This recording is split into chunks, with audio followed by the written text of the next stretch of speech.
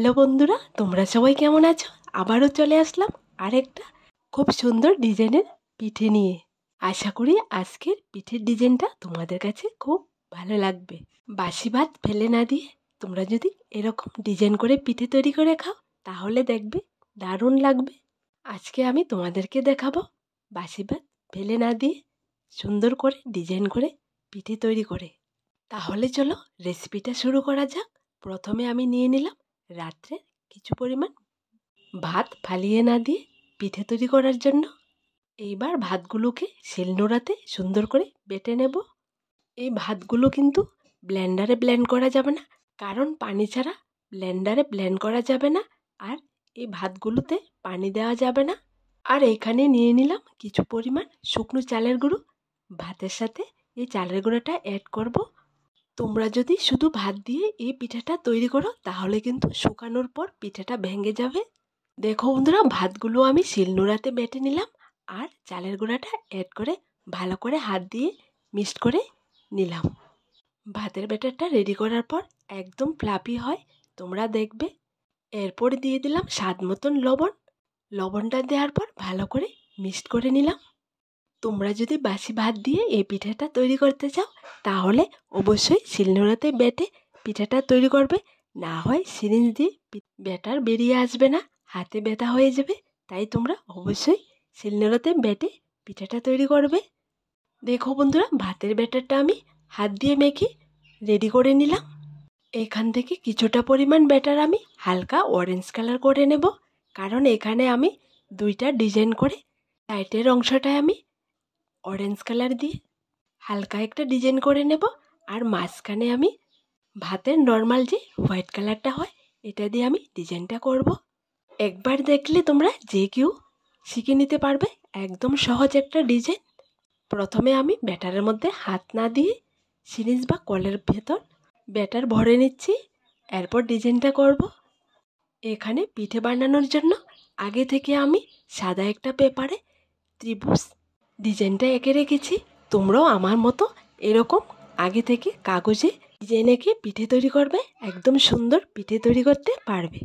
দেখো বন্ধুরা, ডিজাইন করা সাদা পেপারটা নিচে রেখে উপরে আমি একটা প্লাস্টিকের পেপার রেখে ডিজাইনটা করে নিচ্ছি। তোমাদেরকে বলি বন্ধুরা, আমার চ্যানেলের মধ্যে এরকম সুন্দর সুন্দর ডিজাইন করা পিঠে আছে, তোমরা চাইলে দেখে আসতে পারো।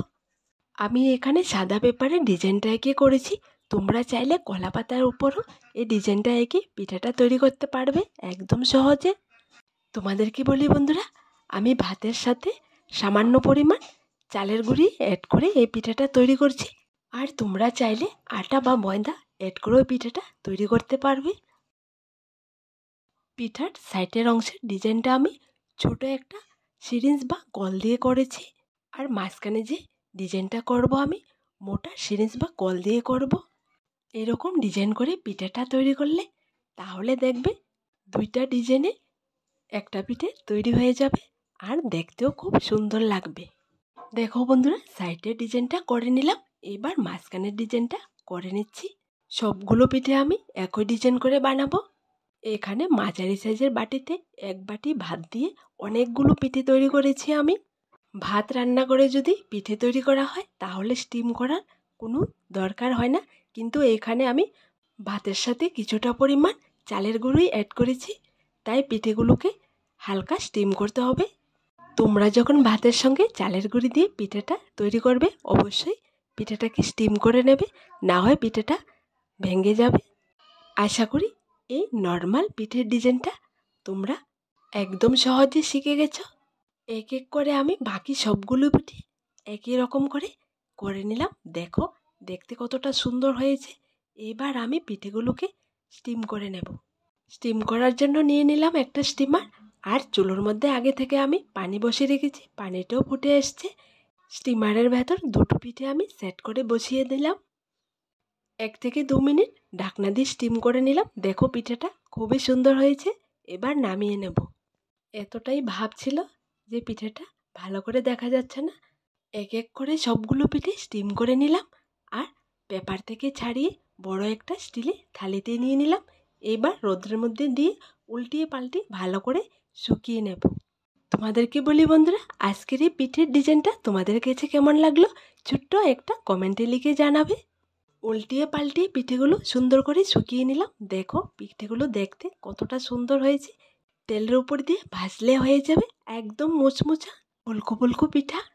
তো বন্ধুরা, আমার দেওয়া রেসিপিগুলো তোমাদের কাছে যদি ভালো লেগে থাকে তাহলে আমার এই চ্যানেলটাকে লাইক, শেয়ার এবং সাবস্ক্রাইব করে পাশে থাকা বেল বাটনটি অবশ্যই ক্লিক করে রাখবে আমার দেওয়া নতুন নতুন রেসিপিগুলো দেখার জন্য।